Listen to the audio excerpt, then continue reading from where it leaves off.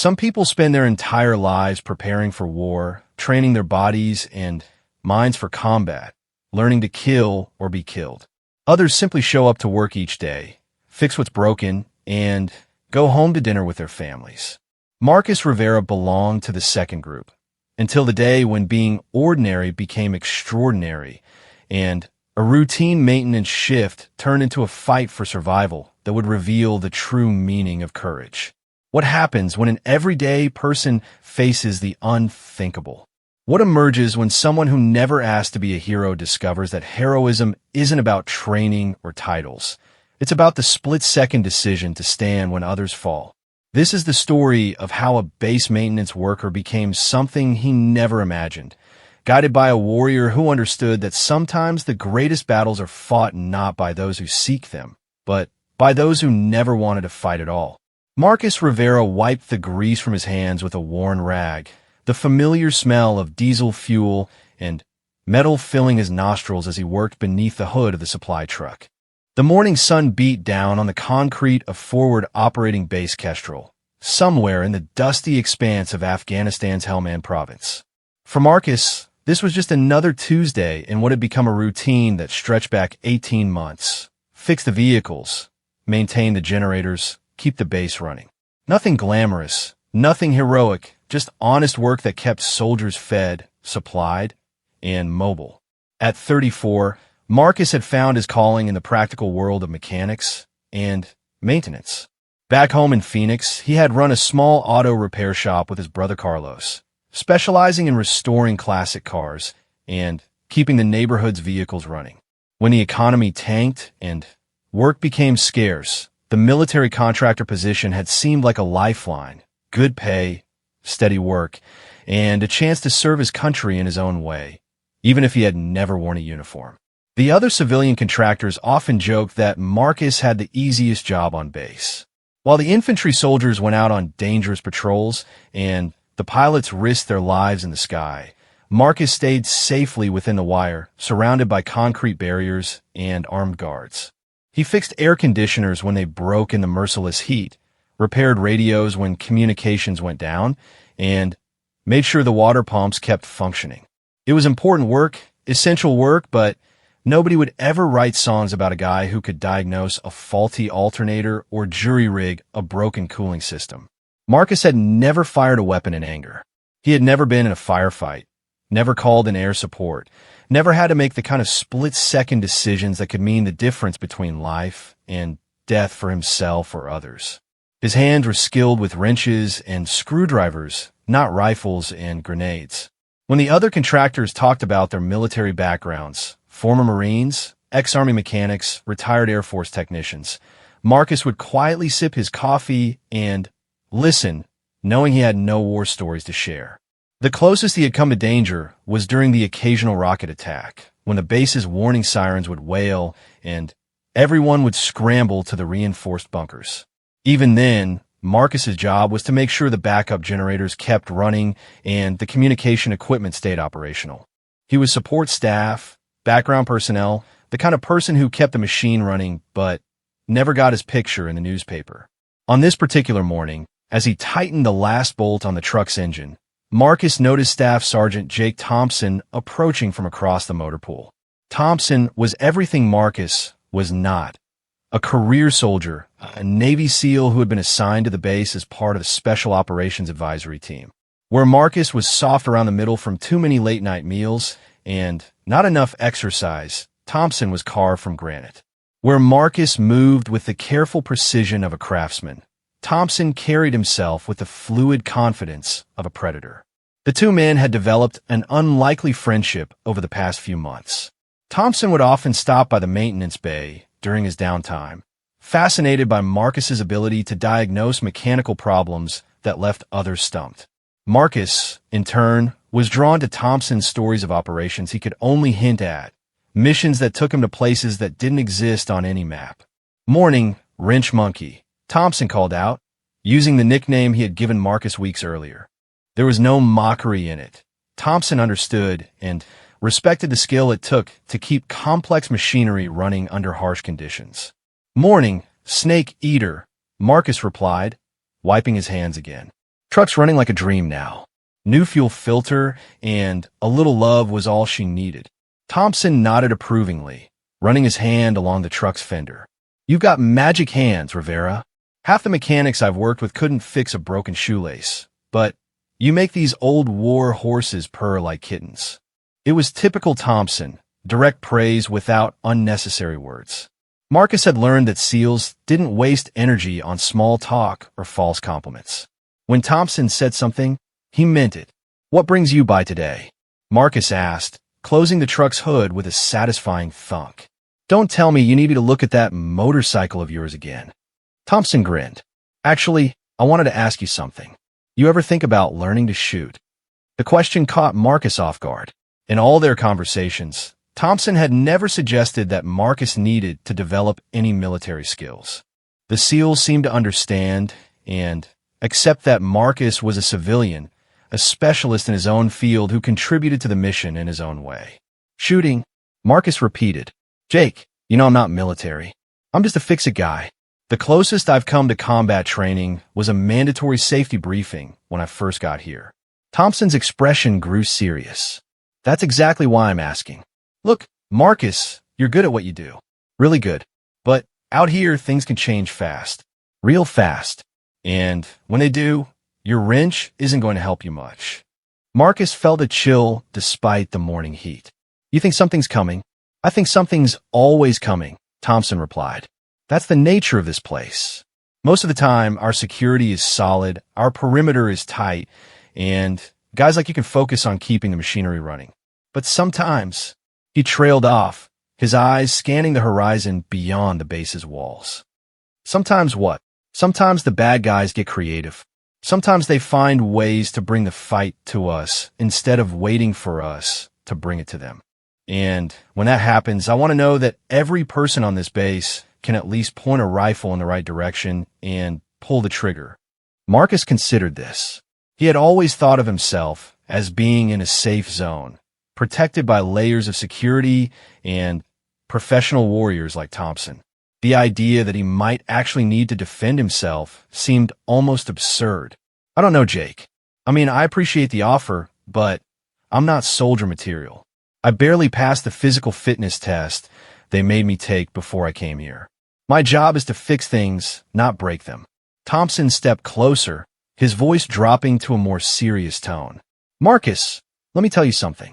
I've served with guys who could do 100 push-ups and run a 6-minute mile. Guys who could strip and reassemble a rifle blindfolded and put 10 rounds through the same hole at 200 yards. And I've seen some of those same guys freeze up when the bullets started flying for real. He paused, letting that sink in before continuing. But I've also seen ordinary people, people who never wanted to hurt anyone, people who just wanted to go home to their families, do extraordinary things when they had to. Courage isn't about your training or your muscles or your job description. It's about what you do when everything goes to hell and you're the only one standing between the bad guys and the people you care about. Marcus looked around the motor pool, taking in the familiar sights and sounds of the base. Soldiers walked between buildings, going about their daily routines.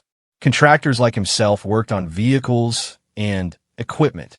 Everything seemed normal, peaceful even, despite being in the middle of a war zone. You really think I could learn? He asked, surprising himself with the question. Thompson smiled, and Marcus caught a glimpse of the teacher beneath the warrior. I think you already know more than you realize. You understand mechanical systems, cause and effect, troubleshooting under pressure. A rifle is just another tool, and you're the best I've ever seen with tools. The comparison made sense to Marcus in a way he hadn't expected.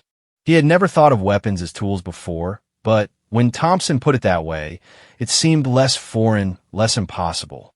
When will we do this? Marcus asked. I've got some free time this afternoon. Range is usually empty around 1400 hours. We could start with basics, safety, handling, maybe get you comfortable with the feel of a rifle. Marcus nodded slowly. Okay, yeah, let's do it. As Thompson walked away, Marcus returned to his work, but his mind kept drifting to the conversation. For 18 months, he had been content to stay in his lane, to be the reliable guy who kept things running. But Something in Thompson's words had resonated with him. Maybe it was the respect in the SEAL's voice when he talked about ordinary people doing extraordinary things. Maybe it was the growing realization that in a place like this, there was no such thing as truly safe. Or maybe, Marcus thought as he gathered his tools, it was time to stop thinking of himself as just the guy who fixed things and start considering what else he might be capable of. The rest of the morning passed in routine maintenance tasks. Marcus serviced 2 more vehicles, repaired a malfunctioning radio, and helped troubleshoot a problem with one of the base's water pumps. But underneath the familiar rhythm of work, something had changed. He found himself paying more attention to the soldiers around him, noticing how they moved, how they carried their weapons, how they stayed alert even during routine activities. For the first time since arriving at the base, Marcus began to see his surroundings not just as a workplace, but as a position that might need to be defended. The concrete barriers weren't just obstacles to work around. They were protection. The guard towers weren't just part of the scenery. They were the reason he could work in relative safety. And the armed soldiers weren't just colleagues. They were the thin line between normalcy and chaos. As lunchtime approached, Marcus cleaned his hands and headed toward the dining facility.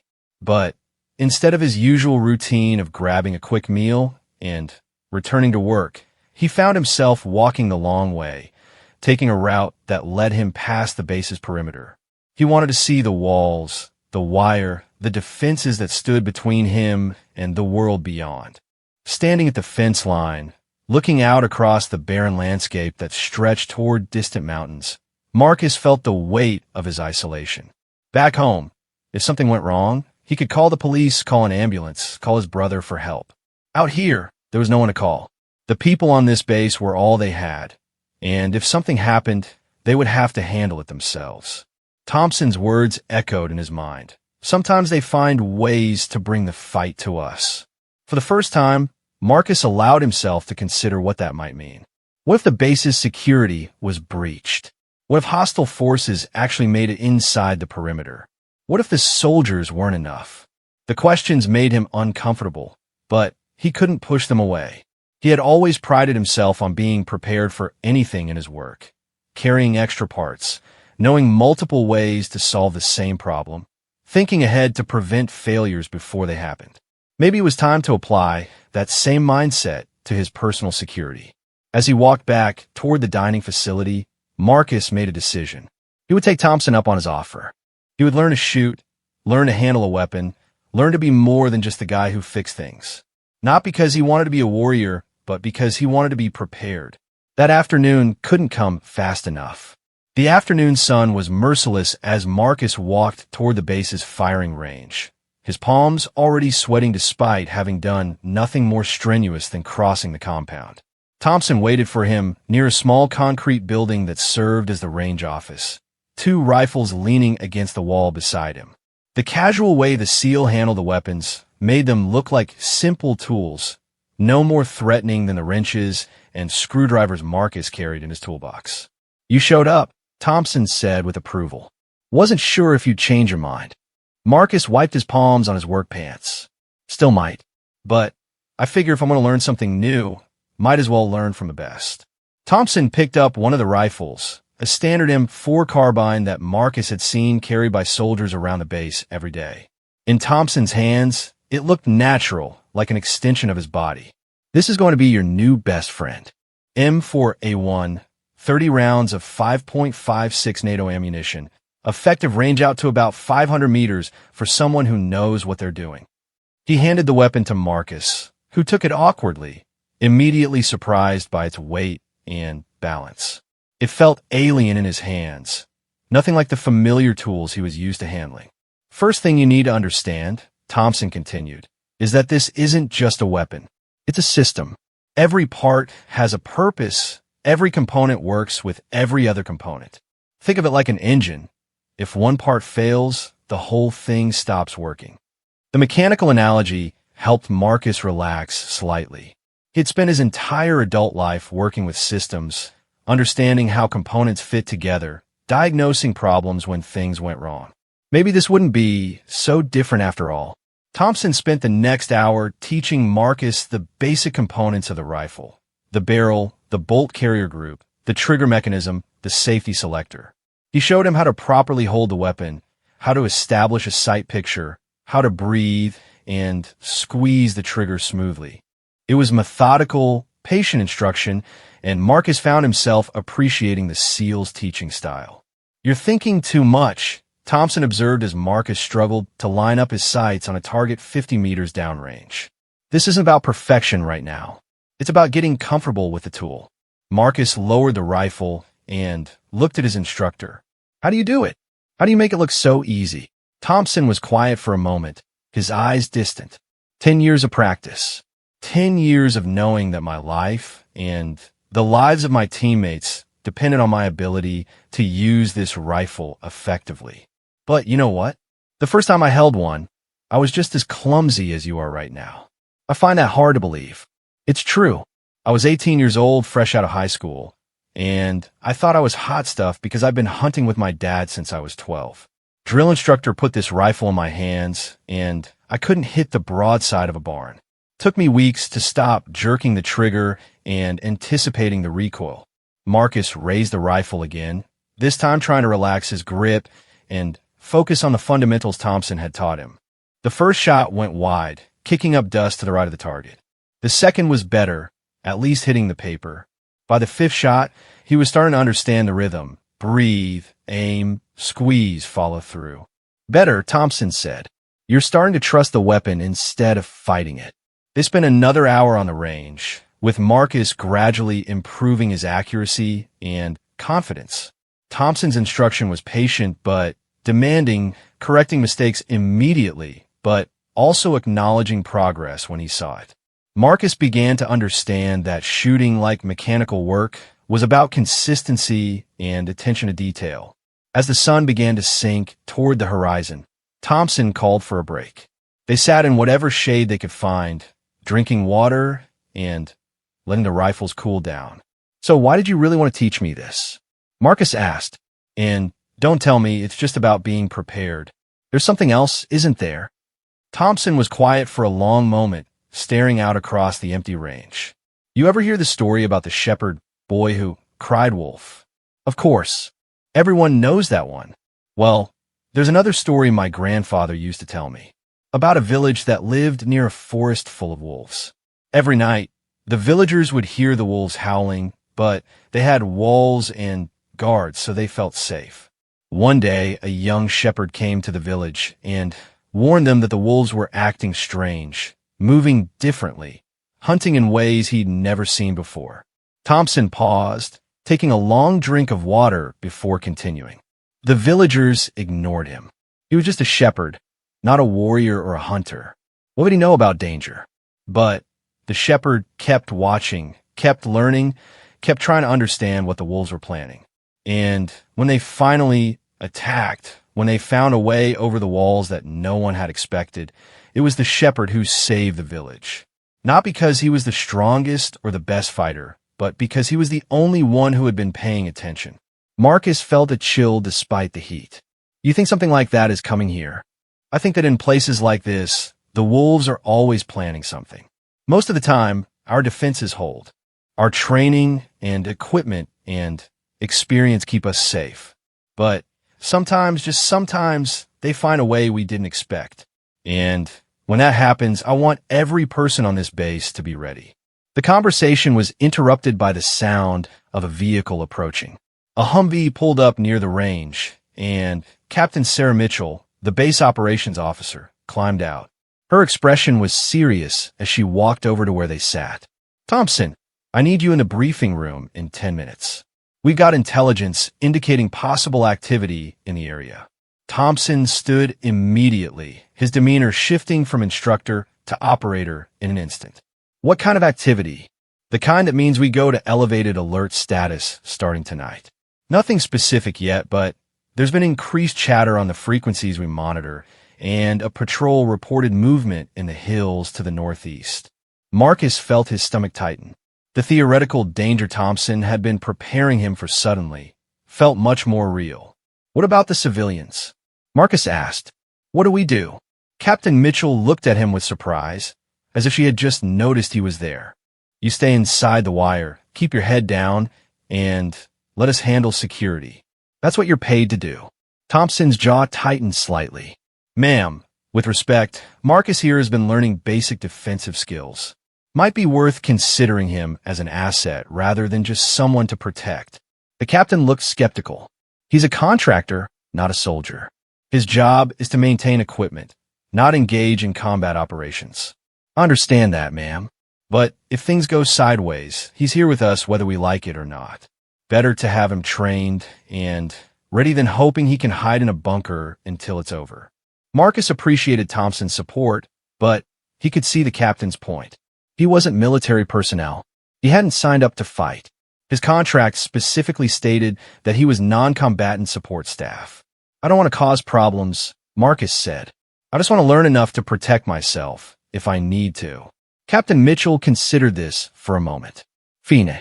Thompson, you can continue working with him, but on your own time and with your own equipment.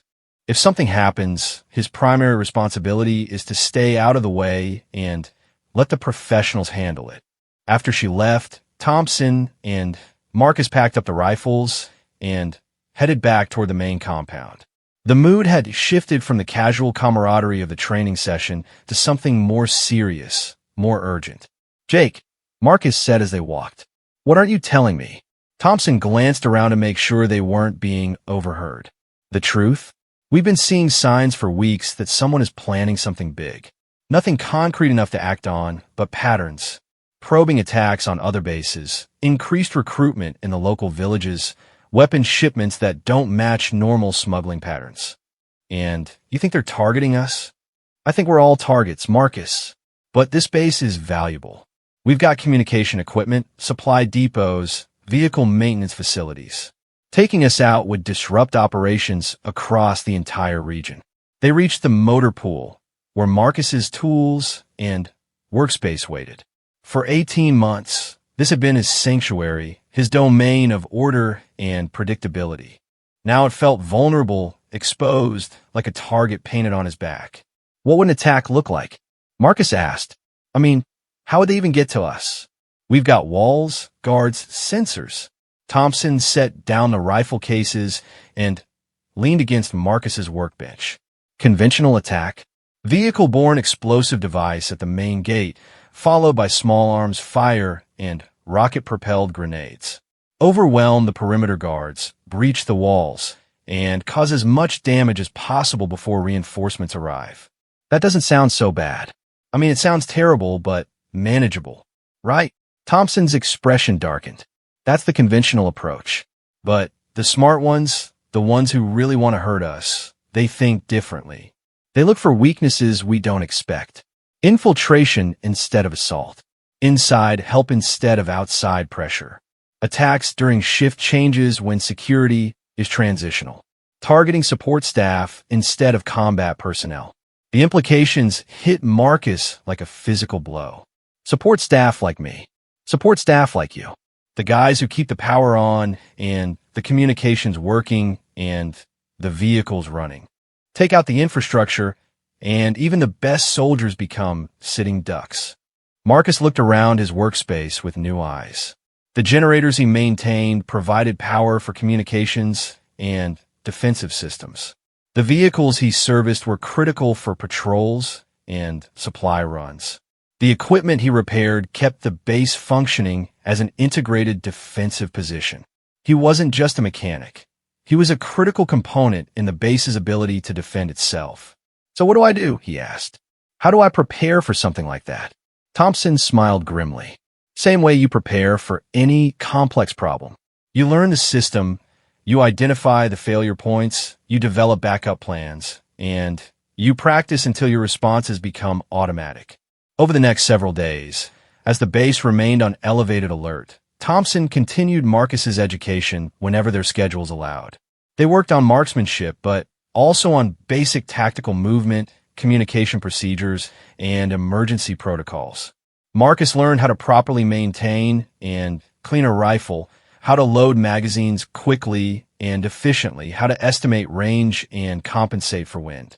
More importantly, he began to understand how the base functioned as a defensive system. Thompson showed him the sight lines from the guard towers, the overlapping fields of fire that covered the approaches, the backup communication systems that would keep them connected if the primary systems failed. Marcus realized that his mechanical knowledge gave him insights that even some of the soldiers lacked. He understood the vulnerabilities in the power grid, the weak points in the vehicle fleet, the critical components that couldn't be easily replaced if they were damaged or destroyed. "You're thinking like a soldier now," Thompson observed during one of their sessions. "Starting to see the big picture instead of just your piece of it." Marcus chambered around and took aim at a target 100 meters away. His shooting had improved dramatically over the past week, though he still couldn't match Thompson's effortless precision. "I'm thinking like a mechanic who's been given a bigger machine to understand." Same thing, different words. The shot was clean, punching through the center of the target. Marcus lowered the rifle and looked at Thompson. "Do you really think I could make a difference if something happens?" Thompson's answer was immediate and certain. "Marcus, I've served with men who had every advantage. The best training, the best equipment, years of combat experience. And I've seen some of them fail when it mattered most. But I've also seen ordinary people rise to extraordinary circumstances. Courage isn't about your background or your job title. It's about what you choose to do when everything depends on that choice." As they headed back to the compound that afternoon, Marcus felt a strange mixture of anxiety and confidence. He was still the same person who had arrived at the base 18 months earlier, still the mechanic who preferred wrenches to weapons. But something fundamental had changed in how he saw himself and his role in this place. He wasn't just a guy who fixed things anymore. He was part of the team that kept everyone alive. The attack came at 3:17 in the morning, during the shift change that Thompson had warned him about. Marcus was in the maintenance bay, working late on a generator that had been acting up, when the first explosion shook the entire base. The lights flickered, went out for a terrifying moment, then came back on as the backup systems kicked in. But Marcus could hear the primary generator stuttering, fighting to stay online despite damage he couldn't yet assess. His first instinct was pure mechanic: run diagnostics, identify the problem, fix what was broken. But Thompson's training overrode that impulse. Instead of rushing toward the damaged equipment, Marcus grabbed the rifle Thompson had insisted he keep nearby and moved to the small window that looked out toward the base perimeter. What he saw made his blood freeze. The northeastern guard tower, the one that watched the approach from the hills, was gone. Not damaged, gone. A smoking crater marked where it had stood, and Marcus could see figures moving in the darkness beyond the perimeter, using the blind spot created by the tower's destruction to approach the base. The radio in the maintenance bay crackled to life with urgent transmissions. "Tower 3 is down. Repeat, Tower 3 is destroyed. Multiple hostiles approaching from the northeast. All personnel to defensive positions." Marcus recognized Captain Mitchell's voice, but there was something wrong with the transmission: static, interference, words cutting in and out. The communication system was being jammed or damaged, leaving defenders scattered and unable to coordinate effectively. Another explosion, closer this time, shook tools from Marcus's workbench. Through the window, he could see the main gate area lit by fires and muzzle flashes. The attack was coming from multiple directions simultaneously, designed to overwhelm the base's defensive response and create chaos. Marcus's military radio crackled with Thompson's voice, barely audible through the interference. "All personnel, this is Thompson. Primary communications are compromised. Switch to backup frequencies and maintain defensive positions. Do not, repeat, do not abandon your posts to investigate explosions." But even as he spoke, Marcus could see the plan falling apart. Soldiers were running toward the areas under attack, leaving other sections of the perimeter lightly defended. The attackers had studied their responses, anticipated their reactions, and were using the defenders' own training against them. A new sound cut through the noise of battle, the distinctive whistle of incoming mortar rounds. Marcus threw himself to the floor as explosions walked across the base, systematically targeting critical infrastructure. The communications building took a direct hit, sending sparks and debris flying. The main power station was next, and Marcus felt his generator finally give up the fight as electrical surges cascaded through the damaged grid. In the sudden darkness that followed, emergency lighting kicked in, but it was weak and sporadic. Marcus realized with growing horror that this wasn't a conventional attack at all. The attackers weren't trying to overrun the base through force.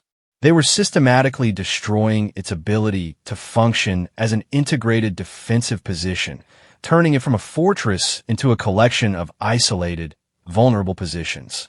His radio crackled again, Thompson's voice urgent and strained. "Marcus, you there? I need you to get to the backup communication array and get it online. Main comms are down, and we're fighting blind." Marcus knew the backup system Thompson was talking about. It was located in a reinforced bunker on the opposite side of the base, designed to be activated manually if the primary systems failed. But getting there would mean crossing open ground while the base was under attack. "Jake, I don't think I can make it. There's too much fire between here and there. You have to try. We've got wounded who need evacuation, defensive positions that can't talk to each other, and no way to call for air support. Without communications, we're all dead." Marcus looked out the window again, trying to plot a route to the communications bunker. The direct path was completely exposed, swept by fire from multiple directions. But there was another way, through the underground maintenance tunnels that connected the base's critical systems. He had crawled through those tunnels hundreds of times, fixing pipes and cables, and he knew them better than anyone on the base. "Jake, I'm going through the maintenance tunnels. It'll take longer, but I can get there without being seen." "Negative, Marcus. Those tunnels could be compromised. If they've done their homework, they know about them too." But Marcus was already moving, grabbing his toolkit and the rifle Thompson had given him. "It's the only way, Jake. And besides, if they're in the tunnels, someone needs to know about it." He didn't wait for Thompson's response. Time was running out, and every moment of delay meant more soldiers fighting in isolation, unable to coordinate their defense or call for help. The entrance to the maintenance tunnel system was in the floor of the bay, covered by a heavy metal grate that Marcus had removed countless times. He dropped into the darkness below, his flashlight cutting through the familiar maze of pipes and cables. But as he started moving toward the communications bunker, he realized Thompson had been right to be concerned. The tunnels weren't empty. Voices echoed from somewhere ahead. Harsh whispers in a language Marcus didn't understand, but the intent was clear.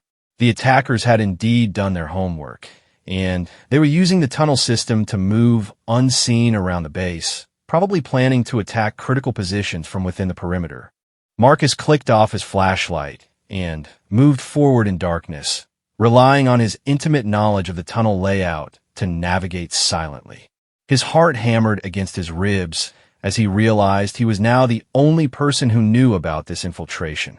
If he could get to the communications bunker and get the backup system online, he could warn Thompson and the other defenders. But first, he had to get past the enemy soldiers in the tunnel. The voices were getting closer. Marcus could hear equipment being moved, weapons being checked, the soft sounds of men preparing for action. He estimated at least 4 or 5 individuals, probably moving toward positions that would allow them to attack the base's remaining defensive positions from behind.